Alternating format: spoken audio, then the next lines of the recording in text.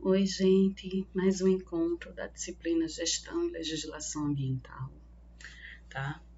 Sei que a essa altura do campeonato tá todo mundo cansado, né? Que o ritmo tem sido bastante intenso, mas vamos continuar aí firme. Qualquer coisa, qualquer dúvida que vocês tiverem, podem me procurar. É bastante conteúdo, às vezes fica um pouco difícil de assimilar, mas aí tenta fazer o exercício, porque aí no exercício, quando você está fazendo, você vai relendo o conteúdo com mais calma e aí vai assimilando um pouco melhor esse conteúdo, tá? Então, hoje a gente vai falar sobre a Política Nacional do Meio Ambiente. A gente já deve ter ouvido falar dela, né? Durante aí o decorrer da disciplina. E essa política, né, ela é a Lei 6.938 de 1981, tá? Então vocês podem observar que ela veio antes mesmo da Constituição Federal, certo? E ela é uma das leis mais importantes, né, do país em termos de meio ambiente. Então o que é que essa lei fala? Ela dispõe sobre a Política Nacional do Meio Ambiente, seus fins e mecanismos de formulação e aplicação e dá outras providências, tá? Então, ela vai dizer qual é o objetivo dessa lei, para que é que ela foi criada, né? Então, vamos começar falando um pouco sobre o artigo 2º da política. Ela diz que a política tem por objetivo preservação, melhoria e recuperação da qualidade ambiental propícia à vida. Então lembra aí, né? Essa questão da qualidade ambiental, ela é um direito fundamental, está lá nos princípios do direito ambiental, né? Que é essencial essa questão do meio ambiente para a qualidade de vida das pessoas. Visando assegurar no país condições ao desenvolvimento socioeconômico, aos interesses da segurança nacional e à proteção da dignidade da vida humana. Então, mais uma vez, né, os princípios do direito ambiental postos aí na política, né, a questão do princípio da dignidade da vida humana e o princípio do desenvolvimento sustentável, né, quando você busca aí condições de desenvolvimento socioeconômico, garantindo aí a preservação e melhoria do meio ambiente, a gente está falando nada mais do que desenvolvimento sustentável, tá? E aí, dentro dos objetivos que estão postos lá no artigo 2º, a gente tem aí os incisos, né?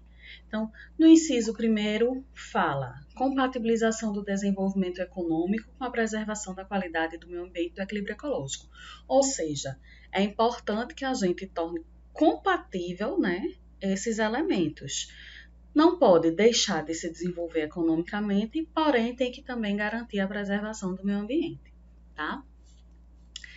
Outro objetivo é a definição de áreas prioritárias de ação governamental relativas à qualidade e ao equilíbrio ecológico. Então, a gente vai ver lá dentro dos instrumentos da política como é que vai ser viabilizada essas áreas que são prioritárias para o governo atuar, tá?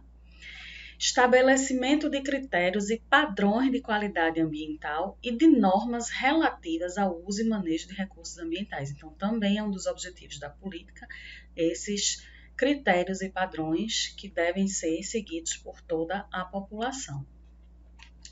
Desenvolvimento de pesquisas e tecnologias nacionais, tá? É importante destacar que a gente não deve atuar só como um importador, um consumidor da tecnologia que vem de fora, né? É importante que a gente produza a nossa própria tecnologia, considerando as nossas especificidades, né?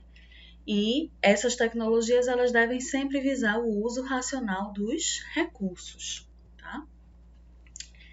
Difusão, né, espalhamento, divulgação de tecnologias de manejo do meio ambiente, divulgação de dados e informações ambientais e formação de uma consciência pública sobre a necessidade de preservação da qualidade ambiental e do equilíbrio ecológico.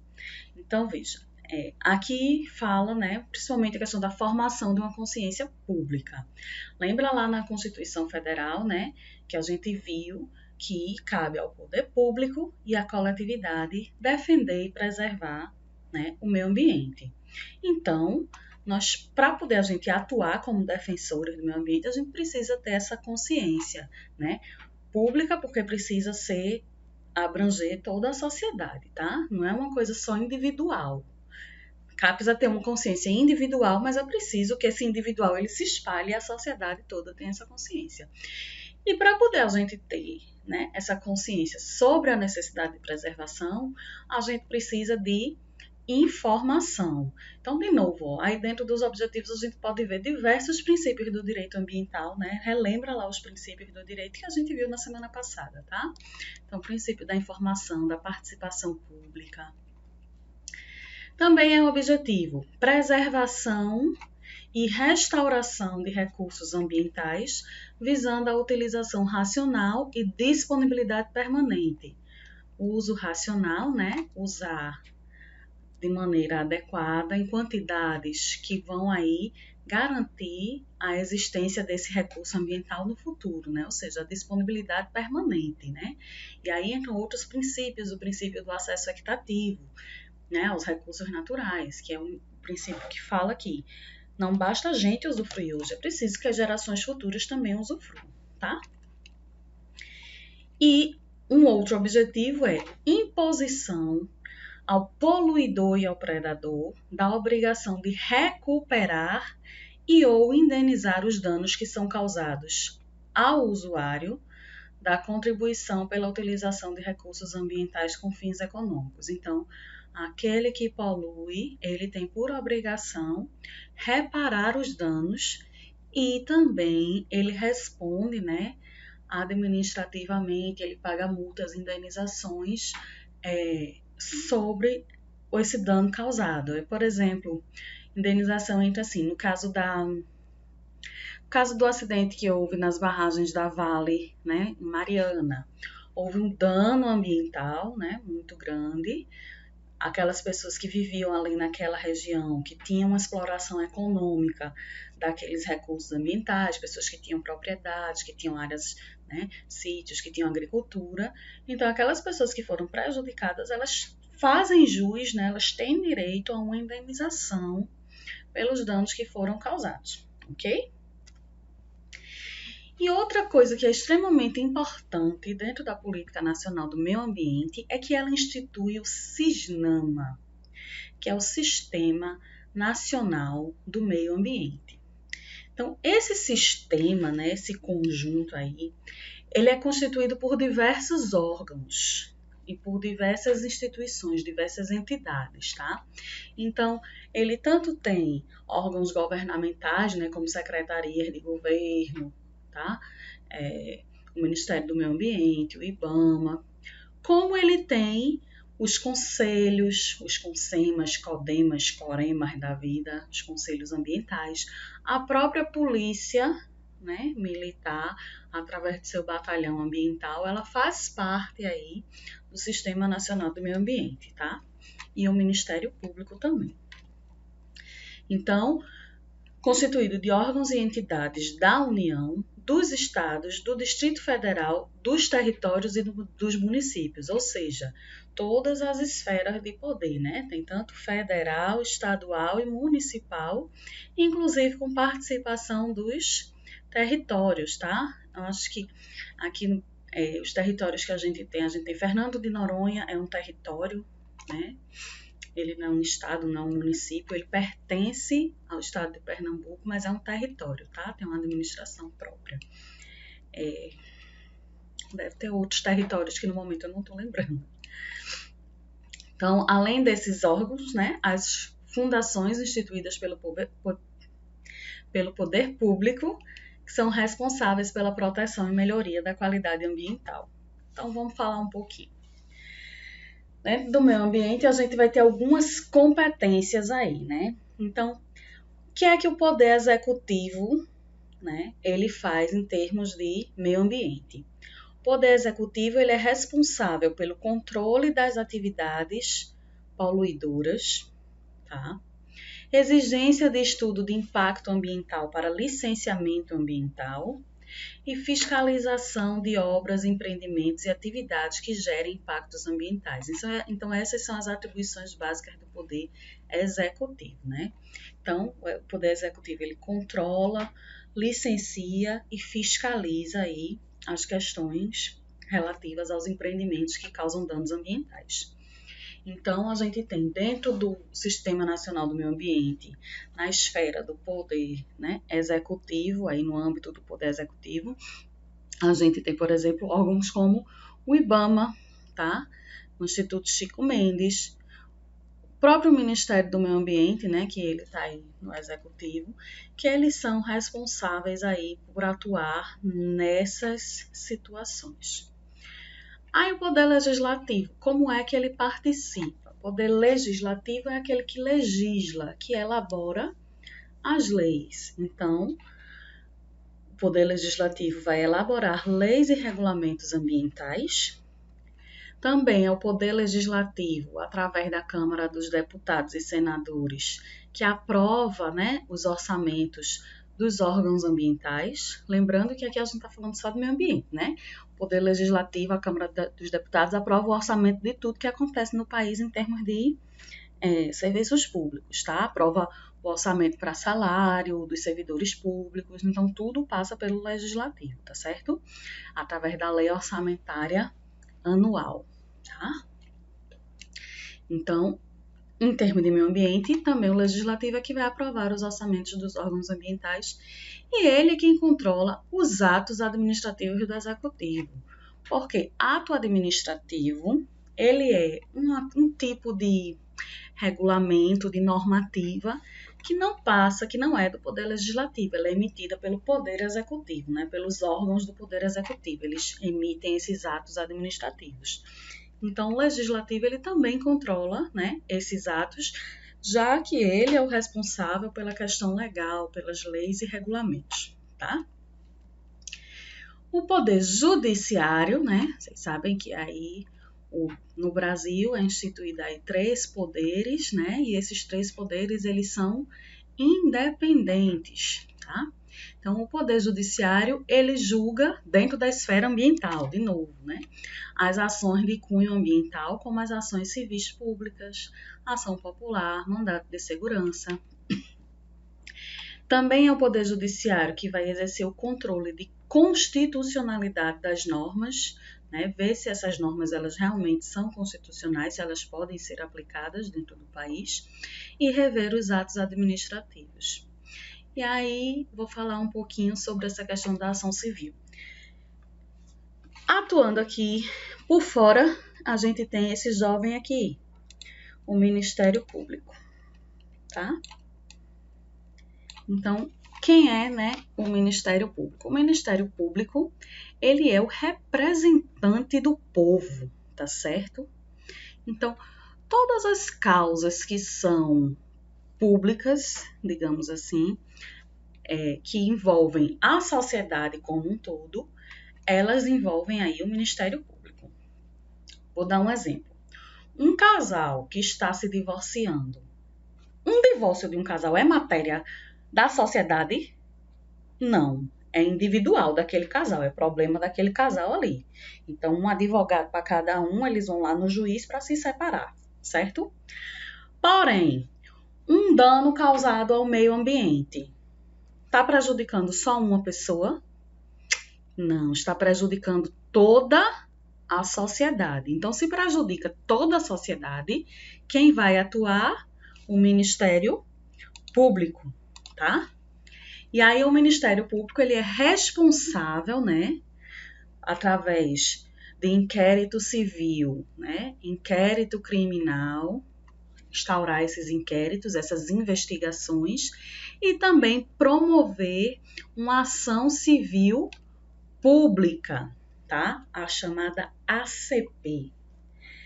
Então, no caso, por exemplo, de danos ao meio ambiente, tem uma indústria que está lançando o efluente dela ali no rio. Eu vi, vou denunciar, estou me sentindo prejudicado.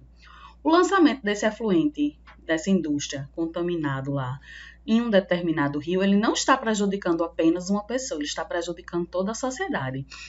Então, você pode até ir lá na delegacia prestar queixa contra o cara lá da indústria. Só que quem vai tomar conta de todo esse processo aí é o Ministério Público, né? Ele vai fazer uma investigação e vai abrir uma ação civil pública. Então, tudo que é relativo ao meio ambiente, pelo meio ambiente ser um bem de uso comum, representar aí a coletividade, é feito através de ação civil pública, ação popular. É o promotor quem tem aí a responsabilidade de atuar, tá? Lembrando que o Ministério Público ele só age quando é provocado, quando ele é demandado. Então, a gente precisa, sim, fazer denúncias. Está acontecendo alguma coisa de errada? Tem um pessoal que está jogando lixo ali no terreno, começou a acumular lixo, o lugar está virando um lixão. Tem que fazer a denúncia para o Ministério Público, tá? Chega lá na promotoria do Estado, né? Ou, dependendo, na promotoria federal, tá certo? E faz a denúncia, e aí o Ministério Público vai ser responsável por investigar e conduzir aí as ações, ok? Mas aí voltando para o Cisnama. O Cisnama, ele tem esse monte de gente aí que vocês estão vendo. Então, a estrutura do Cisnama, né? Ela é composta pelo órgão superior. Esse órgão superior é aquele que está acima, né? Então, é o Conselho de Governo que assessora o presidente da República na formulação da política, né, e das diretrizes governamentais para o meio ambiente, tá? Então, é aquele cara que está lá juntinho lá do presidente. Aí, a gente vai ter outros órgãos. Eu vou falar na ordem que está aqui para não misturar, né? Mas lembrando que aqui não é ordem de importância, tá? Não é uma hierarquia, porque cada um tem a sua importância dentro do Sistema Nacional do Meio Ambiente. A gente vai ter um órgão consultivo e deliberativo. Órgão consultivo serve para a gente fazer o quê, gente? Consultar, né? Quando tiver alguma dúvida, tá? Então, esse órgão consultivo é o CONAMA, Conselho Nacional do Meio Ambiente. Então, esse conselho, ele tem a finalidade de assessorar, estudar e propor para o Conselho do Governo diretrizes de políticas governamentais para o meio ambiente, tá? Então, o CONAMA, ele é um órgão que é composto por técnicos, ele não é um órgão político, são técnicos da área ambiental, né, que são responsáveis aí por fazer esse assessoramento ao Conselho de Governo. E dentro uma das principais atribuições do CONAMA tem a de órgão deliberativo.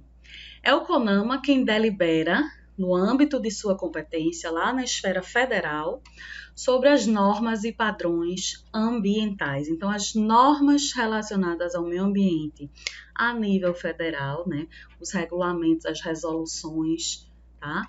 Elas são aí feitas pelo CONAMA. Então, aqui, quando a gente vai falando de instrumentos, a gente vai falar um bocado sobre resoluções do CONAMA, tá certo?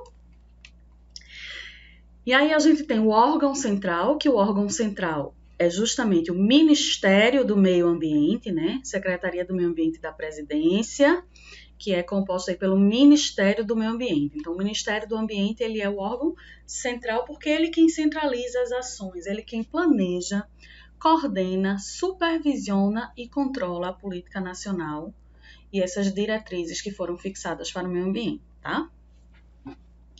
E aí vem os órgãos executores. Dentre os órgãos executores, a gente destaca aí o IBAMA, Instituto Brasileiro do Meio Ambiente e de Recursos Naturais Renováveis, né? E o Instituto Chico Mendes de Conservação da Biodiversidade, ICMBio, tá? Esses dois órgãos são eles que executam e fazem executar a Política Nacional do Meio Ambiente dentro de suas competências. Então, o IBAMA, ele é um órgão federal, ele é responsável pelo quê dentro aí da estrutura do CIRNAMA, né? Ele é responsável por analisar os estudos de impactos ambientais, por realizar o licenciamento de atividades potencialmente poluidoras e também por fiscalizar, né, essas atividades que são causadoras de poluição e de degradação ambiental. Tá? Quem faz isso é o IBAMA, beleza? Só que o IBAMA ele faz essas ações a nível federal. Como assim? A nível de estado, a gente vai ter outros órgãos atuando a nível de município, tá? Então, o IBAMA, se a obra for federal, quem atua é o IBAMA. Então, por exemplo, barragem de Ingazeira. A barragem da Ingazeira foi uma obra do governo federal. Então, todo o licenciamento, quem é o responsável pela fiscalização é o IBAMA. Transposição do São Francisco. É o IBAMA que é responsável pelo licenciamento, pela fiscalização, né, dos danos ambientais causados pela obra. Beleza? Agora, construção de duplicação da estrada que liga Afogados da Ingazeira a Iguaracy. Essa estrada é uma estrada local, né, que pega aí apenas 2 municípios, né, Afogados da Ingazeira e Iguaracy, rebatendo um pouco de impacto em Ingazeira. Então, quem vai ser o responsável pelo licenciamento, pelo estudo de impactos ambientais, pela fiscalização desse empreendimento, duplicação, é o governo do estado. Então, a gente tem, a nível federal, são as obras que são federais, ou seja, obras que impactam 2 ou mais estados, obras que tenham impactos em mais de uma bacia hidrográfica, tá? Obras que estejam localizadas em áreas de fronteira ou que por alguma especificidade ela esteja relacionada, seja uma obra do governo federal. Então, quem faz isso aí, né, é o governo federal e no caso dos órgãos executores, o IBAMA.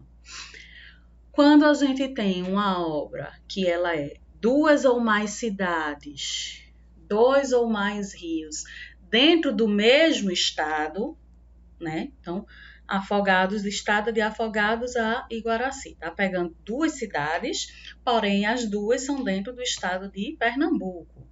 Então, o responsável é o governo do estado de Pernambuco, através dos seus órgãos seccionais, que no caso de Pernambuco, a Agência Estadual de Meio Ambiente, né? Também conhecida como CPRH, tá?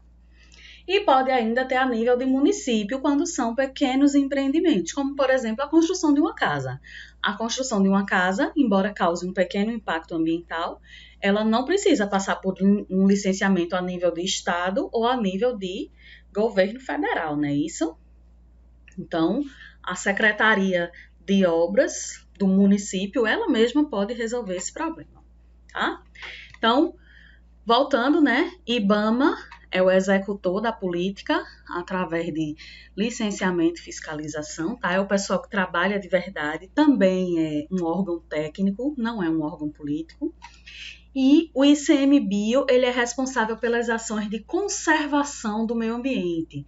Então, se vocês já ouviram falar do Projeto Tamar, Projeto Peixe-Boi, que são de preservação de espécies, né, como as tartarugas marinhas, como o peixe-boi, esses projetos todos, eles têm financiamento do governo, apoio de empresas privadas, mas os responsáveis técnicos, né, são o pessoal do ICMBio, tá? Órgãos seccionais, que estão nas seções, né? As seções são os estados. São os órgãos ou entidades estaduais que são responsáveis pela execução dos programas, projetos, controle e fiscalização das atividades que causam degradação ambiental, sendo que agora a nível de estado. Então, dentro dos órgãos seccionais a nível de estado, a gente vai ter, as secretarias estaduais de meio ambiente, né, que é um correspondente aí ao Ministério do Meio Ambiente, sendo que agora no nível de estado, tá? Então, secretarias estaduais de meio ambiente, as agências estaduais de meio ambiente e em alguns estados tem os batalhões de polícia, né? Que no caso de Pernambuco, a Polícia Militar tem o CIPOMA, que é um órgão, que é o batalhão dentro da Polícia Militar de Pernambuco, que é responsável pela fiscalização ambiental. Ok? E órgãos locais são os órgãos a nível de município. São os órgãos ou entidades municipais responsáveis pelas mesmas coisas, só que agora a nível de município. Aqui, dentro dos órgãos locais e seccionais, a gente ainda tem os conselhos de meio ambiente, que são organizações da sociedade civil, tá? Então, por exemplo, aqui em Afogados, a gente tem o CONSEMA, né? Não sei qual é a sigla, mas a gente tem o Conselho Municipal de Meio Ambiente, se não me engano é CONSEMA. A gente tem o Conselho Municipal de Meio Ambiente em Afogados e tem um Conselho Estadual de Meio Ambiente em Pernambuco, né? Que são aí entidades da sociedade civil, que envolve também os órgãos públicos, né, representantes do poder público, que são aí responsáveis também por atuar na defesa do meio ambiente. Ok? Então, esse aqui é o CISNAMA. O CISNAMA ele tem uma estrutura bem robusta, composta por diversos órgãos. Tá? E aí a gente vai falar um pouco sobre os instrumentos da política. Lembra quando eu falei para vocês sobre os princípios, né? Eu falei o início, o fim e o meio, né? Então, o início são os princípios do direito ambiental. Quando a gente fala de PNMA, o fim, a finalidade, a gente já falou ali quais são os objetivos dessa política, né? E o meio, os instrumentos que são utilizados para se operacionalizar, para se executar efetivamente essas ações. Então, como é que a gente vai fazer para implementar a Política Nacional do Meio Ambiente? Então, a gente vai falar sobre alguns dos instrumentos da política hoje e alguns a gente vai falar na próxima aula, porque eles são talvez os mais importantes para a gente, né? E a gente vai se ater um pouco mais a eles, tá? Então, a Política Nacional do Meio Ambiente, né, a Lei 6.938, no seu artigo 9º, tá? Ela traz aí 13 instrumentos, ou seja, 13 formas de se executar a política, tá certo? Então, dentre essas formas, a gente vai ter estabelecimento de padrões de qualidade, zoneamento ambiental, avaliação de impactos, licenciamento, né, de atividades potencialmente poluidoras, incentivos à produção e instalação de equipamentos de tecnologia limpa, né, voltados para a melhoria da qualidade ambiental, criação de espaços territoriais especialmente protegidos pelo poder público, Sistema Nacional de Informações sobre o Meio Ambiente, os cadastros técnicos de atividades e instrumentos de defesa e de atividades potencialmente poluidoras, tá? As penalidades disciplinares ou compensatórias também são instrumentos da PNMA. A instituição de relatório de qualidade do meio ambiente, que ele deveria ser divulgado anualmente pelo IBAMA.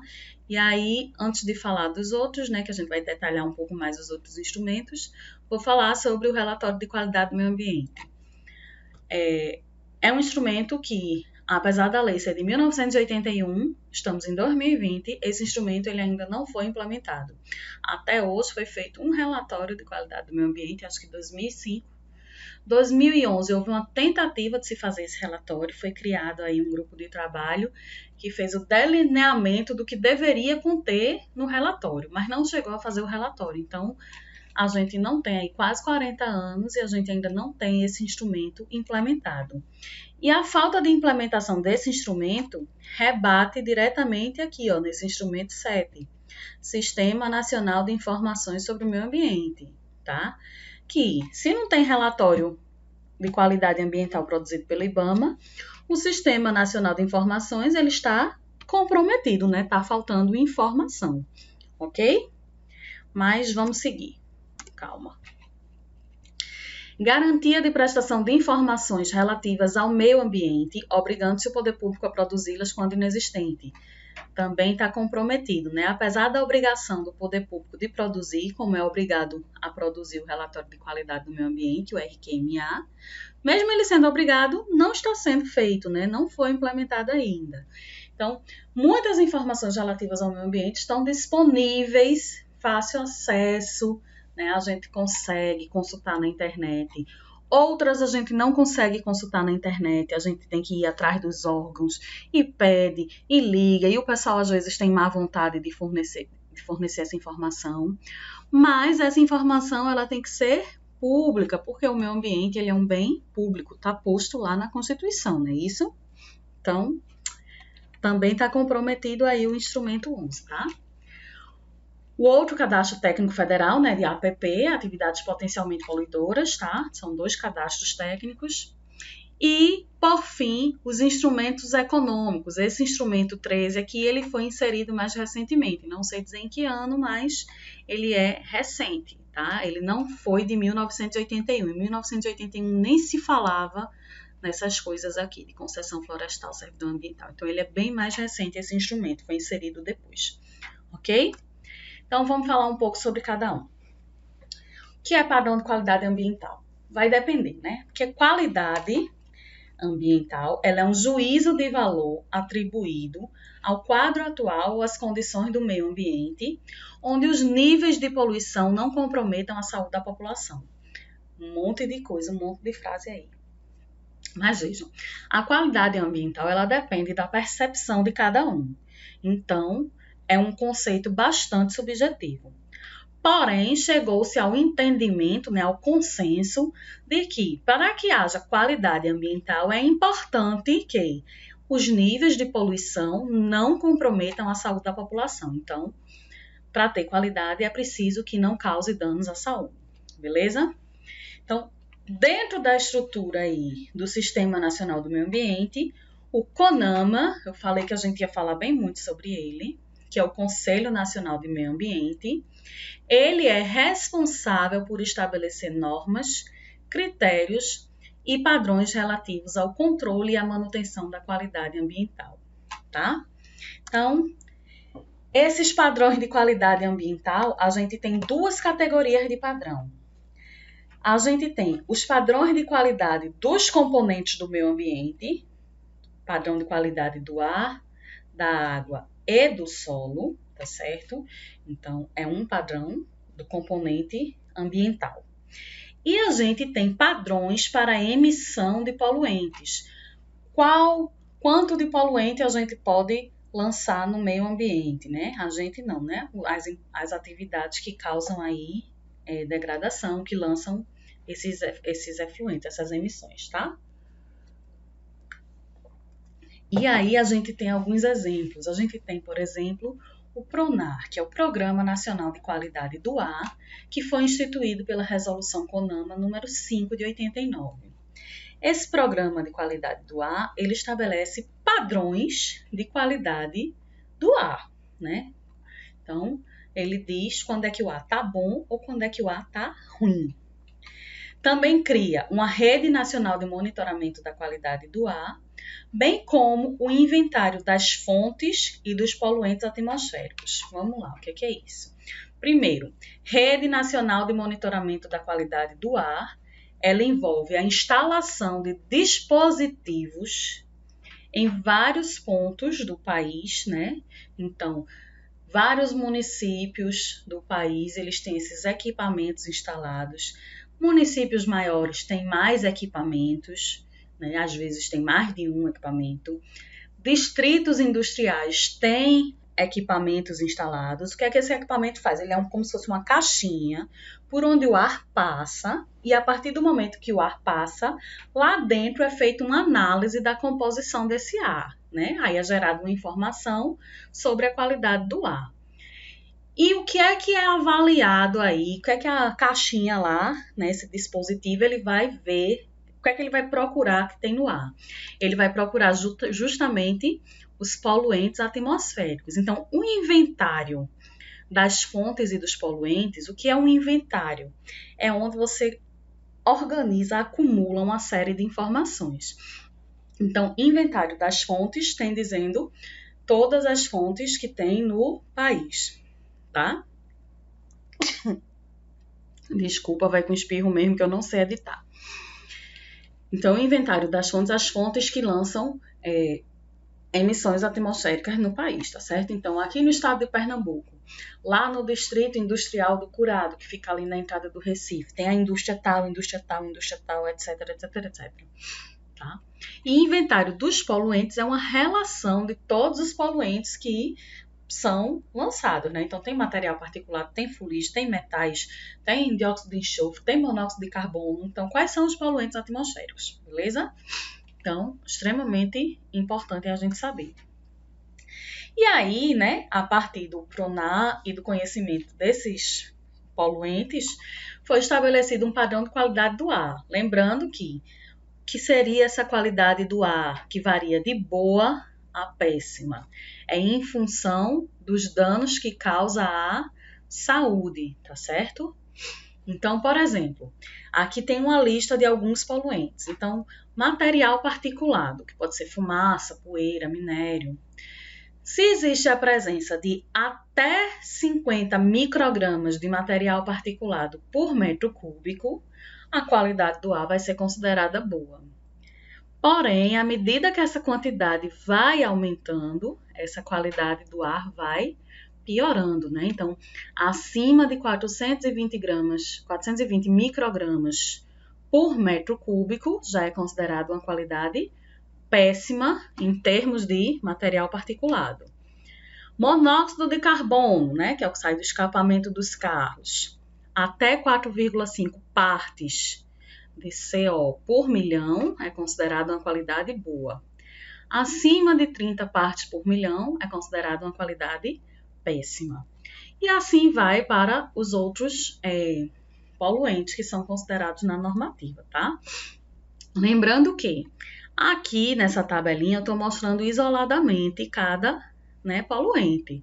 Porém, para se falar de qualidade do ar, às vezes só tem 50 microgramas de material particulado, tá boa. Porém, tem 30 partes por milhão de monóxido de carbono. Então, a gente tem que aí considerar todos os elementos que estão presentes para poder definir a qualidade do ar. Né? A gente não vai dizer que tá boa só porque material particulado tá dentro. Se o resto tá fora, tá tudo ruim, né? Lembrando, mais uma vez, né, que esses valores, esses critérios, eles ajudam na questão da saúde pública, tá? Então, se tem uma determinada quantidade de material particulado no ar, as autoridades elas podem, por exemplo, determinar que as pessoas não saiam de casa, que não abram as janelas, tá? Que não pratiquem alguma atividade ao ar livre. A gente tem isso aqui na nossa região em relação à umidade do ar. Não sei se vocês já viram. Alertas de umidade do ar relativa baixa, né? Quando a umidade baixa, chega aí a 20%, 30%, aí vem a recomendação que a gente não deve, por exemplo, praticar exercícios ao ar livre num determinado horário, né? Que vai de 10 às 3, que é o horário mais quente. Então, esses padrões de qualidade do meio ambiente, eles estão relacionados à saúde pública, tá? Um outro exemplo, níveis de ruído, né? É outra normativa, que aí ela fala e observa o limite que é considerado como aceitável, visando o conforto acústico. Então, tem por regiões quanto de decibéis, né? Aqui é um nível de decibéis que pode ter. Quanto maior for esse valor, significa que está tendo mais ruído, tá? E os decibéis que são aceitáveis em cada tipo de instalação, tá certo? Então, numa residência, né, os níveis de decibéis, eles devem estar aí entre 35 e 45 para os dormitórios, 40 a 50 40 a 50 decibéis para salas de estar, tá? E aí, hospitais a gente tem, né, dependendo da área, também variando, tá certo? Escolas, uma sala de aula entre 40 e 50, só ilusão, né? Queria dar aula numa sala que tivesse entre 40 e 50 decibéis de nível de ruído. Dependendo da sala, chega aí a 60 decibéis, ou seja, haja ouvido, tá? Os decibéis, eles são medidos com um equipamento chamado decibelímetro, tá certo? Resolução CONAMA 357/2005. Vocês vão ouvir muito falar sobre essa resolução ao longo do curso, porque esta resolução ela traz padrões de qualidade da água e também traz padrões para lançamento de efluentes. As anteriores que a gente viu, elas só estão estabelecendo aí padrões de qualidade ambiental, né? No caso da primeira que a gente viu do ar, e A de ruído, né, ela estabelece limites aí para emissão de poluentes, né? Que lembrando que o ruído ele é uma forma de poluição, tá? Já a CONAMA ela traz dos dois tipos. Então, explicando para vocês, a resolução CONAMA ela classifica as águas, né? Ela traz padrões de qualidade da água e classifica as águas em águas doces, salobras e salinas, tá? Então, são 3 classes. E dentro de cada classe dessa aí, doces, salobras e salinas, a gente vai ter subdivisão. Então, aqui, ó, eu trouxe o exemplo das águas doces.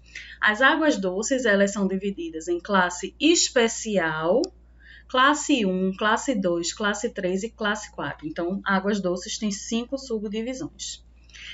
Para cada classe dessa, eu tenho um padrão de qualidade da água, que é baseado tanto nas questões de saúde como nos usos possíveis para essa água, tá? Então, ó, a gente tem a água doce classe 1, né? Que é uma das condições melhores, né? Só não é melhor do que a especial.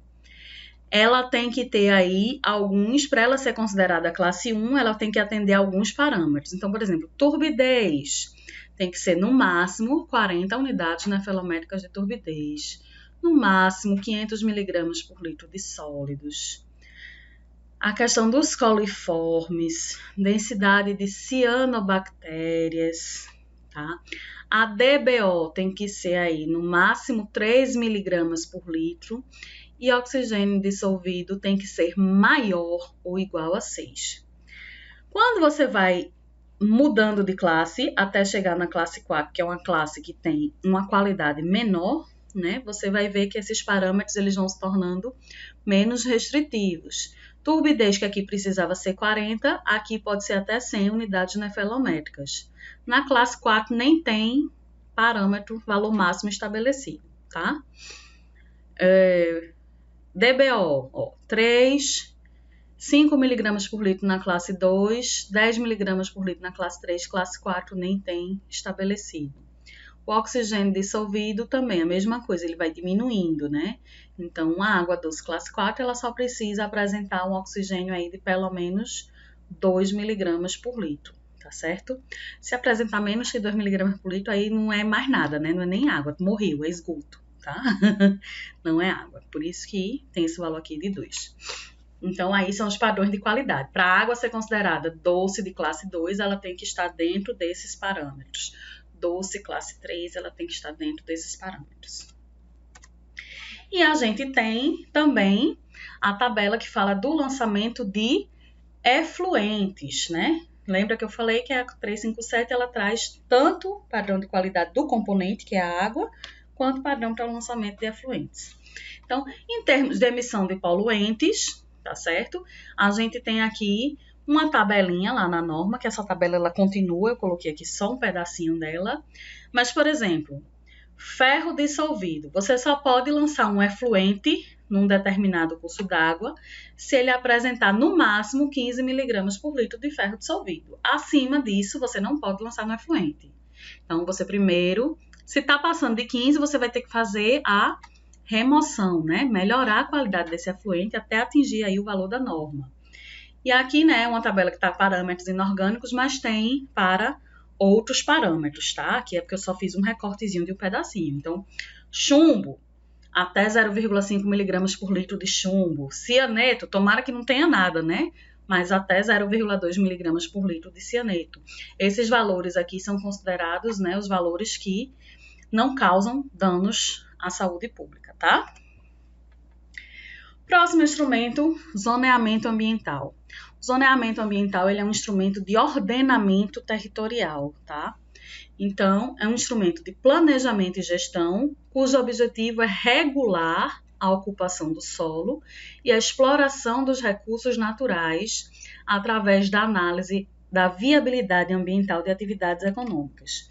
Então, essa questão da viabilidade ambiental envolve aí diversas coisas, né? Existem vários tipos de zoneamento. Existe zoneamento urbano, zoneamento agrícola. Existe o zoneamento ecológico econômico, o zoneamento ambiental produtivo, que é o que a gente vai falar, tá? Então, aqui, por exemplo, ó, a gente tem um exemplo do zoneamento na região da Amazônia, né? Não sei se vocês conseguem enxergar. Mas onde a gente tem esse amarelinho mais claro, aqui, ó, são áreas produtivas, onde você pode produzir. Já as áreas em verdinho escuro são áreas com manejo sustentável, então existe aí uma produção também, mas é uma produção diferenciada, né, de manejo sustentável. Em laranjinha são as áreas frágeis, por algum motivo essas áreas têm fragilidade, né, a perda de solo, a enchentes, alguma coisa. E esse tom mais clarinho, que aí pega uma grande parte, são as áreas protegidas, que você não pode fazer nada, tá? E aí a gente tem, né, o zoneamento econômico ecológico, então 2 fatores. Ele está pensando no meio ambiente e está pensando na economia, né? Então tem a ver com a questão da produtividade, tá? Então surge a partir da admissão do Estado de que a ocupação desordenada do território foi que causou inúmeros prejuízos de ordem socioambiental. Então, a ocupação desordenada, a gente tem, por exemplo, estabelecimento de moradias em cursos d'água, lá nas margens do rio. Isso é uma ocupação desordenada. Isso causa um prejuízo socioambiental enorme, né? Porque quando o rio enche, o que é que acontece? Né? Essas pessoas ficam prejudicadas, desalojadas, e além do que, elas estão na calha do rio, elas estão ali lançando poluentes na água, elas estão tirando o espaço do rio, né, de passar, tá? Essas habitações, então é um prejuízo socioambiental.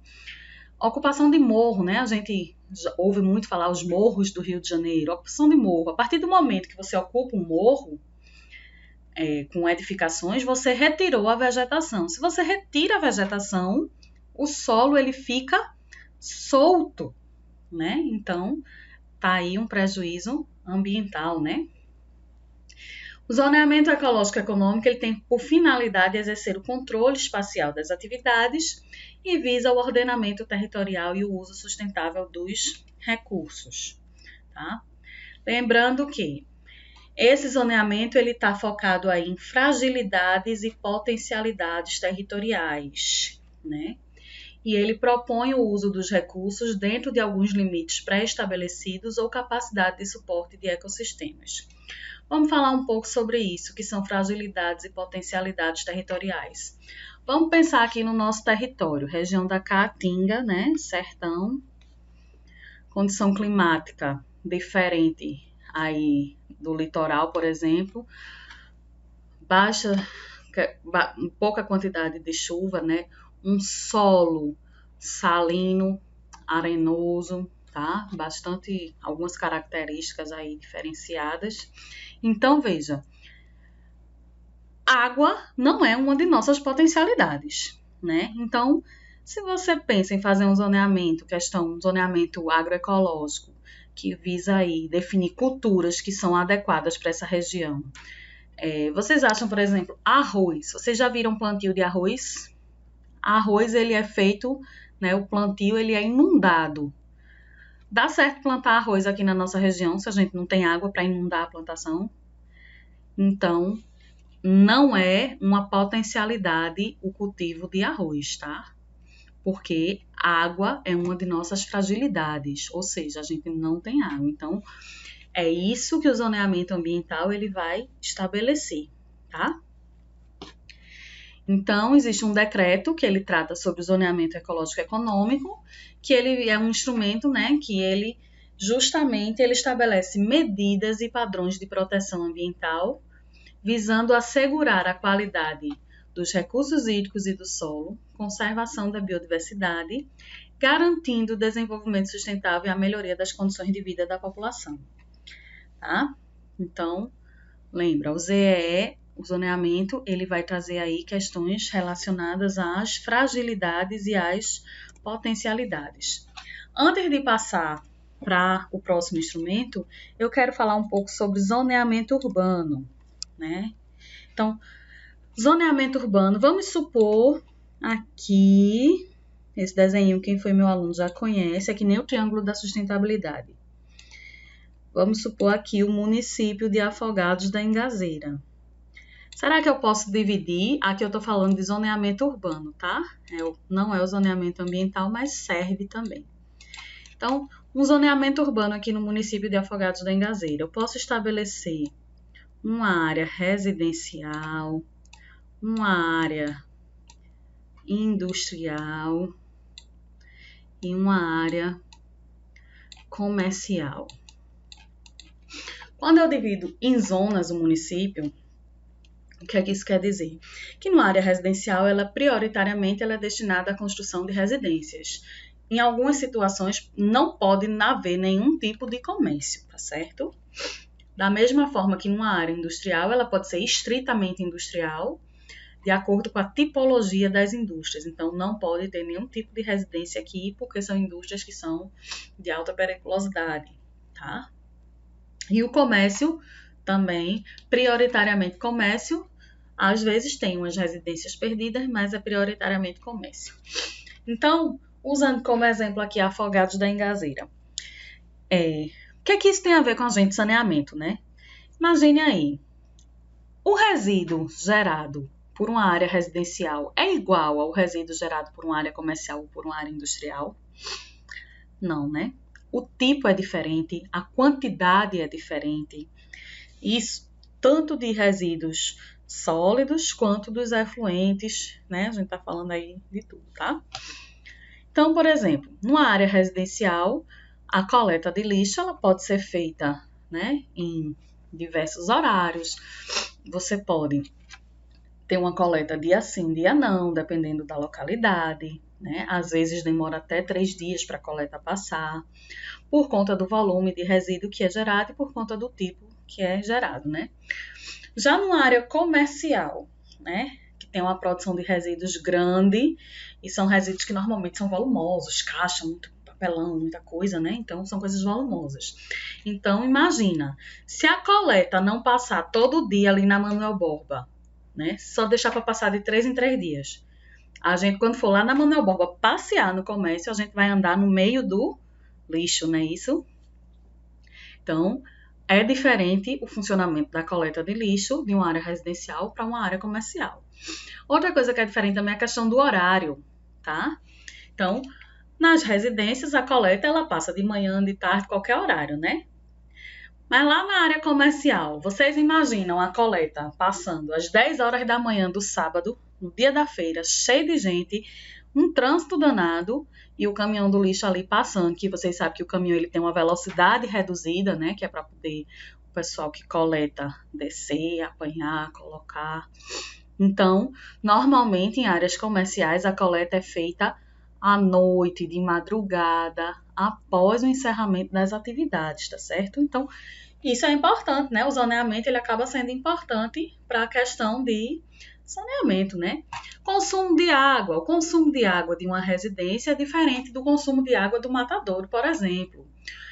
Os efluentes gerados são diferentes. Vocês imaginam pegar ali o matadouro, que hoje é lá afastado, né, da cidade. Pega o matadouro e coloca o matadouro público ali no meio do São Brás, que é um bairro extremamente povoado. Vocês acham que ia dar certo?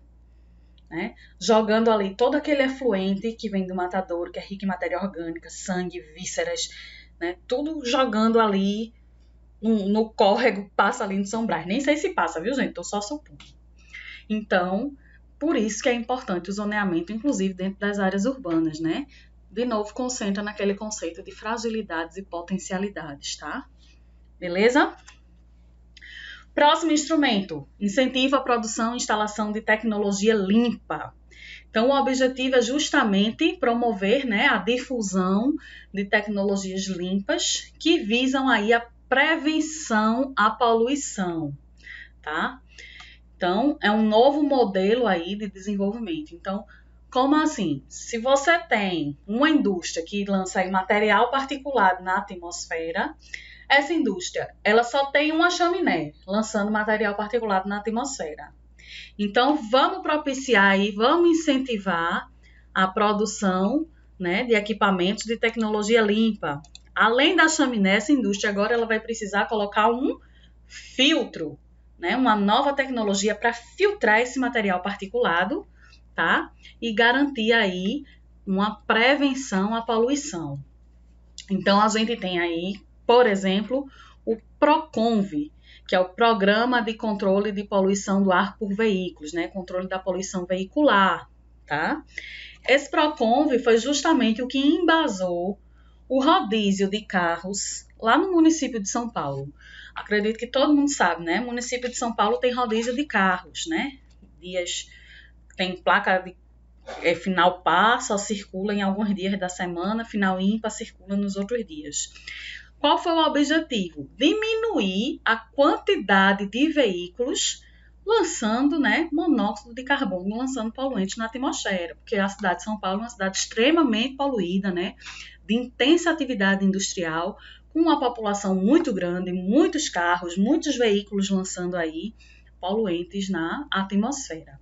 Então, o objetivo do rodízio ele não é apenas para melhorar o trânsito, tá certo? Ele surgiu de uma necessidade aí de controle da poluição, que nos anos 90, no estado de São Paulo, tá? Os índices de poluição atmosférica eles eram altíssimos, né? Muitas doenças graves causadas por conta da poluição, tá? Existe aí outro exemplo, que é o controle da poluição sonora, que é o programa do silêncio, que visa controlar o excesso de ruídos, tá, proveniente aí da circulação de veículos, da má localização de aeroportos, indústrias. Então, também é um elemento aí que visa instalação de equipamentos, né, de tecnologias limpas para diminuir os ruídos. A indústria que gera muito ruído, que tem um equipamento, sei lá, uma turbina extremamente barulhenta. Vamos fornecer, né, vamos melhorar, incentivar a produção de tecnologia para que ela produza uma turbina que faz menos barulho, tá?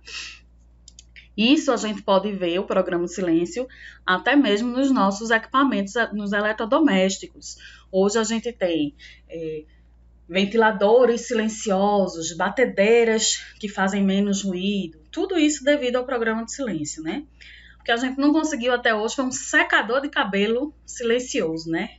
As meninas aí que gostam de secar o cabelo com secador, é difícil, né? Para secar e escutar música e conversar, não dá nem para fazer aquela fofoca na hora de secar o cabelo, tá? Mas vários equipamentos, ar-condicionado, ventilador, liquidificador, já tem tecnologias que diminuem o nível de ruído, tá? Então, justamente baseado nesse incentivo aí à produção mais limpa, prevenção à poluição. Lembra lá que ruído é poluição. Tá? Criação de espaços territoriais protegidos. Então, esses espaços territoriais, eles podem ser protegidos por diversos motivos. Então, a gente vai ter aí qualquer parcela do território nacional que seja merecedora de proteção, vinculando o uso dos recursos existentes ao que está definido em norma legal. Então, a criação de espaços territoriais protegidos, ela cabe ao poder público, governo federal, estadual ou municipal, e esses espaços protegidos, eles são criados por lei, tá? Então, existe uma lei, que é o Sistema Nacional de Unidades de Conservação, que fala sobre como você pode, né, criar unidades de conservação, quais são as categorias, né? O SNUC, ele é paranacional, mas existem os sistemas estaduais e também os sistemas municipais de unidades de conservação, tá? Então, as unidades de conservação, elas têm foco na questão ambiental. Porém, esses espaços territoriais, eles não necessariamente são só, né, as unidades de conservação. Eles visam preservação e proteção da integridade de amostras de todo tipo de ecossistemas, mas também, né, proteção ao processo evolutivo das espécies, inclusive as espécies seres humanos. Então, a gente vai ter aí, dentro desses espaços territoriais protegidos, além das unidades de conservação, a gente vai ter áreas indígenas, quilombos, áreas tombadas, né, pelo patrimônio histórico, monumentos arqueológicos, sítios, né, arqueológicos, sítios pré-históricos, locais de interesse turístico e a questão ambiental entra aí, né, espaços na floresta amazônica, na Mata Atlântica, na Serra do Mar e Pantanal. São aqueles elementos que estão lá na Constituição. Lembra que eu falei que a Caatinga não estava? Tá? E aqui eu tenho uma figurinha, né? O Forte das Cinco Pontas no Recife é um espaço protegido, né? Não necessariamente pela questão ambiental, mas por ser uma área tombada que traz aí todo o processo de evolução da espécie, né? De evolução histórica. Lembrando que o meio ambiente construído, ele também é meio ambiente, tá? Faz parte da relação do homem com o ambiente. Então, aqui uma imagenzinha do Forte das Cinco Pontas, que só tem 4, mas tinha 5, é porque foi destruída aí em algum momento, né? Em alguma das invasões foi destruído. Aqui uma pintura rupestre, tá? Essa pintura rupestre é na Serra da Capivara, né? No Piauí, no sítio arqueológico de São Raimundo Nonato, que é um dos sítios arqueológicos mais importantes do mundo, tá certo? Aqui na nossa região, a gente tem a Serra do Gir, né, que também tem inscrições rupestres e também é uma unidade protegida. É uma unidade de conservação estadual que foi protegida por conta não só da questão ambiental, de ter espécies nativas, né, características da Caatinga, mas também pela questão de ser um sítio arqueológico, tá certo? Então, temos uma unidade de conservação. CINIMA, Sistema Nacional de Informações sobre o Meio Ambiente. Lembra que eu falei para vocês que o CINIMA ele foi comprometido por conta da não implementação do relatório de qualidade do meio ambiente, tá? Mas, o que é que o CINIMA faz? Ele vai organizar, integrar, compartilhar e disponibilizar as informações ambientais no âmbito do SISNAMA, né, que é o Sistema Nacional do Meio Ambiente. Então, organiza e integra. Ele pega informações dos diversos órgãos do meio ambiente, coloca tudo lá em programas computacionais, sistematiza as estatísticas e elabora os indicadores de qualidade ambiental, tá? Então, ele junta informação, um pedacinho de vários órgãos, né, faz aí esse intercâmbio de informações entre os órgãos integrantes do SISNAMA, né, do Sistema Nacional do Meio Ambiente, ok? E aí está o painel nacional de indicadores ambientais desenvolvido pelo CINIMA, né? Então as informações ambientais elas devem versar, né? Então elas tratam basicamente sobre esses elementos: mudanças climáticas, biodiversidade, governança, produção e consumo sustentáveis, qualidade ambiental, recursos hídricos, terra e solos, beleza? E aí vem os cadastros técnicos, o Cadastro Técnico Federal de Atividades e Instrumentos de Defesa Ambiental. Eles são destinados, né, é um instrumento obrigatório para pessoas físicas ou jurídicas que se dedicam à consultoria sobre problemas ecológicos e ambientais, certo? Então, as pessoas que trabalham prestando serviços, consultorias técnicas na área ambiental, para que elas possam trabalhar, elas precisam fazer esse Cadastro Técnico Federal AIDA, tá? Que a gente vai ver que tem outro tipo, tem o Cadastro Técnico Federal APP. Então, o AIDA, ela é destinado a consultores, a pessoas que prestam serviços técnicos, tá? É como se fosse uma inscrição num conselho regional, mas além da sua inscrição no conselho regional, você tem que ter esse cadastro técnico lá no IBAMA. Então, ele é gratuito, não tem cobrança de taxa, né? E a cada 2 anos você precisa renovar aí o seu cadastro. O objetivo desse cadastro é justamente realizar um censo ambiental, é conhecer quais são os profissionais, qual é a sua área de formação e o que é que eles estão trabalhando em termos de consultoria de prestação de serviços, né, para a questão do controle da poluição, tá? Então, eu trouxe aqui um exemplozinho de uma consulta. Se vocês entrarem lá no site do IBAMA e botar lá para consultar, né, fazer uma consulta ao pessoas que estão no Cadastro Técnico Federal, tá? Esse aqui eu fiz uma busca, né, para procurei todo mundo que estava no cadastro técnico em Pernambuco. Quem são os profissionais que têm o cadastro no estado de Pernambuco, tá? Aí ele me retornou uma lista, eu abri um aleatório, que eu guardei aqui o nome da pessoa, né? Que tem os dados, CPF, nome. E aí ele mostra lá se essa pessoa está regular ou não, né? Aqui ele diz, né? A pessoa acima possui certificado de regularidade. Então, essa pessoa pode realizar a consultoria porque ela está regular. E aí ele diz, ó, a formação, né? Essa pessoa que é tecnólogo em meio ambiente. E ele diz a área de atuação, essa pessoa que ela colocou lá que ela elabora projetos ambientais. Tem pessoas que colocam elaborar sistema de gestão ambiental, tá? Então, você que preenche lá o seu cadastro, beleza? Então, o cadastro técnico AIDA, né? Ela é destinada às pessoas físicas ou jurídicas que prestam serviços de consultoria técnica. Aí vem o cadastro técnico federal APP, que é de atividades potencialmente poluidoras. Esse daí já é para as pessoas físicas ou jurídicas que exercem alguma atividade que está sujeita, né, a controle ambiental e a fiscalização ambiental. Então, eu vou tentar abrir aqui. Será que a gente consegue? Não abri ainda, então pode ser que demore um pouquinho, tá? Segura aí que tá ao vivo, online, abrindo aí o arquivo, tá certo?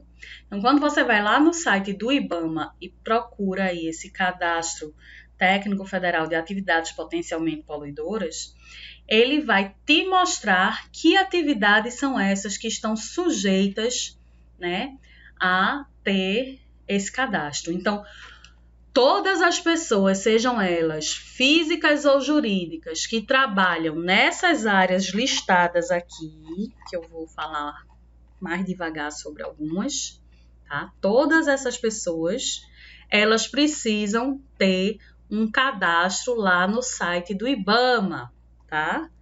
Então, atividades que usam recursos naturais, atividades de transporte, terminais, depósitos e comércio, principalmente cargas perigosas, marinas, portos, aeroportos, comércio de combustíveis, né? Serviços de utilidade, como a fabricação de bebidas, produção de energia termoelétrica, disposição de resíduos, tá? Indústria de produtos alimentares e de bebidas, indústria química, indústrias diversas, indústria têxtil, couros e pele, né?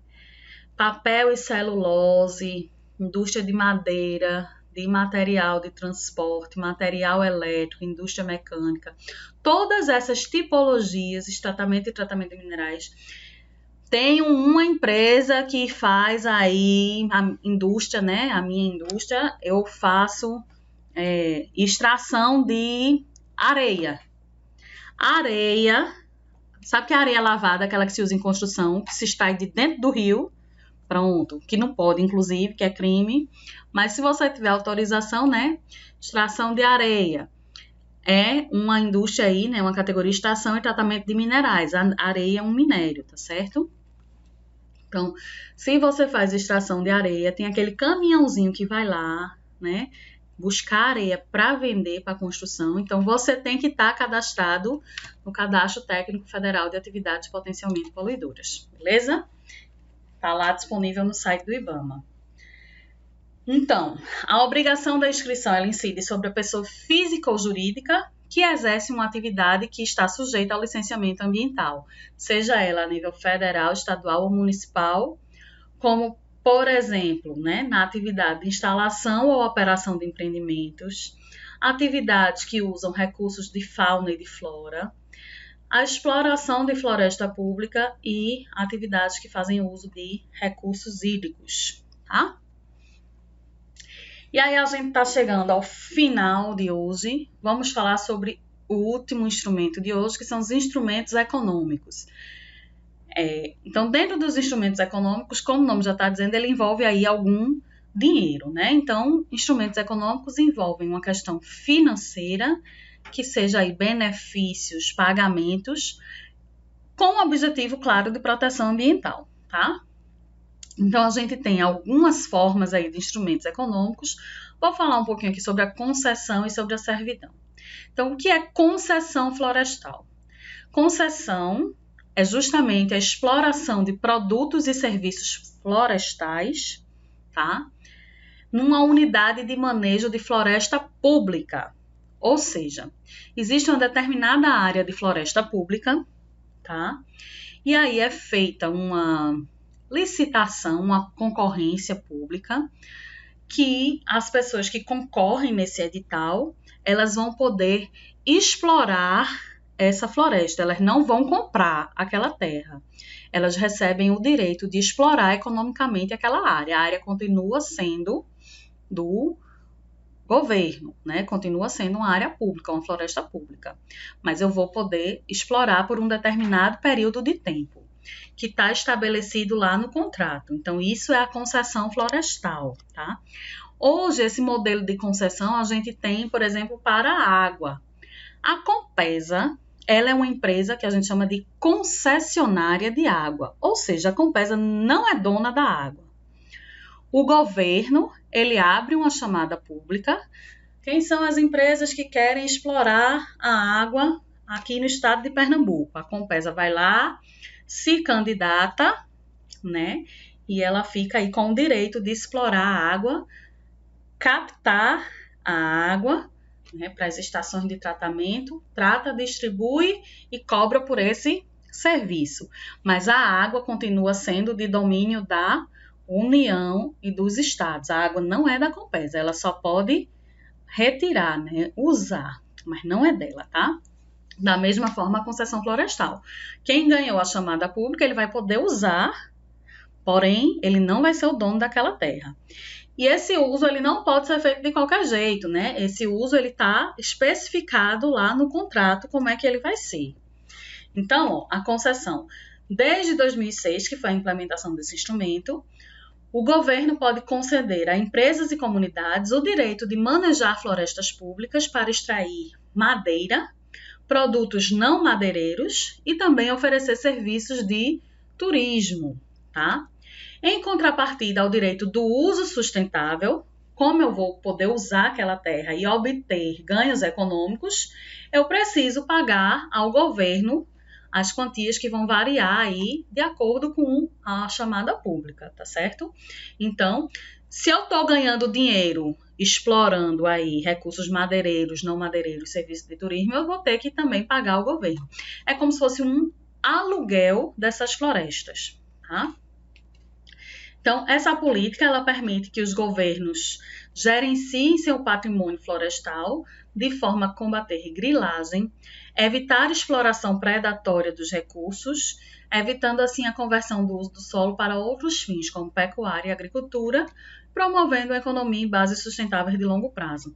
Por quê? Né? Primeiro que o valor que é cobrado dessa concessão ele é bem pouquinho, bem baratinho, então compensa economicamente para quem vai fazer, né?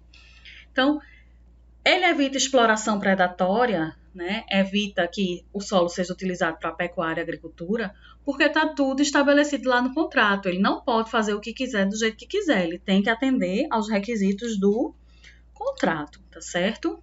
Então, é um instrumento aí que tem sido aplicado. E aí a gente tem servidão ambiental. Servidão, né, vem de servir a alguém, tá? E ele é um dos instrumentos, ele consiste na renúncia voluntária do proprietário rural ao direito de uso, exploração ou supressão dos recursos naturais existentes em sua propriedade. O que é que isso quer dizer? Quer dizer que, digamos que eu tenho uma terra, e nessa minha terra, uma terra de 1.000 hectares, uma fazenda enorme de 1.000 hectares, e eu tenho, né, uma área lá que é de vegetação, de fauna e flora tão bem conservadas, tá? Eu posso voluntariamente colocar essa minha terra em servidão ambiental, ou seja, ela vai servir para a proteção do meio ambiente, tá? Lembrando que é voluntário, o governo não pode obrigar a pessoa a fazer isso. O governo obriga a ter reserva legal, Reserva legal está previsto em lei, mas servidão ambiental ela é voluntária. Então, o proprietário rural pode instituir servidão ambiental, pela qual voluntariamente renuncia em caráter permanente ou temporário, total ou parcialmente, ao seu direito de uso, exploração ou supressão. Então, vejam, ele pode colocar a terra em servidão ambiental para sempre, né? Ou ele pode colocar por um tempo. Esse tempo é no mínimo de 15 anos, tá? Ele pode colocar a terra toda ou ele pode colocar uma parte. O que acontece? Por que ele vai colocar só uma parte? Às vezes, são muitas terras, a pessoa não tem condições econômicas mesmo de explorar toda aquela terra, tá? E aí, coloca em servidão, porque em servidão vai ter diversos benefícios econômicos, benefícios tributários, isenção de imposto de renda, de imposto territorial rural, certo? Só que, lembrando que mediante a anuência do órgão ambiental. O órgão ambiental é que vai avaliar se aquela terra ela pode entrar em servidão ambiental. Se ela tem as características necessárias de conservação, né? Se ela tem uma qualidade ambiental que possa entrar em servidão ambiental, tá? Então, não é eu tenho uma terra lá que está toda degradada, vou colocar em servidão ambiental só para ter benefício tributário. A terra não serve para nada, eu não consigo plantar nada, está lá só parada, então vou colocar em servidão ambiental. Não é assim que funciona. O órgão ambiental ele tem que avaliar se aquela terra ela vai servir ao propósito de conservação do meio ambiente, tá? E aí, né, eu pensei que tinha um slide, mas não tem, lembrando. Por que se colocaria em servidão ambiental? Justamente por conta desses benefícios, né, dessas isenções sobre imposto de renda, imposto, o ITR, que é o imposto sobre a terra, né, alguns outros tipos de impostos. Às vezes, tem benefícios creditícios, a pessoa que tem terras em servidão ambiental, ela consegue recursos, créditos, né, mais fácil para explorar outras terras que não estão em servidão, né, porque a servidão ambiental, ela pressupõe aí que você abre mão do uso, exploração ou supressão de recursos naturais, tá? Então, ela não vai poder ser utilizada. E, de novo, né, ela pode ser permanente ou temporário, lembrando que o tempo mínimo aí da servidão é de 15 anos. Ok, gente? E aí, a gente encerra hoje por aqui com esses instrumentos. E no nosso próximo encontro, a gente vai falar sobre 2 instrumentos que são extremamente importantes aqui dentro da política. Deixa eu voltar para lá, que é justamente a avaliação de impactos ambientais e o licenciamento ambiental. Esses instrumentos são extremamente importantes e a gente precisa detalhar um pouco mais eles, por isso que vai ter uma aula só para eles, ok? Então, qualquer dúvida, eu sei que vai ter muitas dúvidas, o texto é bastante extenso, a aula eu sei que ficou longa, né? Tenho certeza, não vi ainda quanto tempo, mas 1h17. Nem ficou tão comprida assim, né? Mas aí, depois vocês podem olhar o material em PDF, que vai estar lá na sala, né? Olha com mais calma, tá? E aí, qualquer dúvida, vocês podem me procurar, ok? Então, a gente fica por aqui. Próxima semana temos mais um encontro para falar sobre estudo de impactos ambientais, avaliação de impactos e licenciamento ambiental, né? E estudem. Sei que tem muita coisa para fazer, mas vamos ter paciência. Tá mais perto do que longe, tá bom? Um cheiro para todos.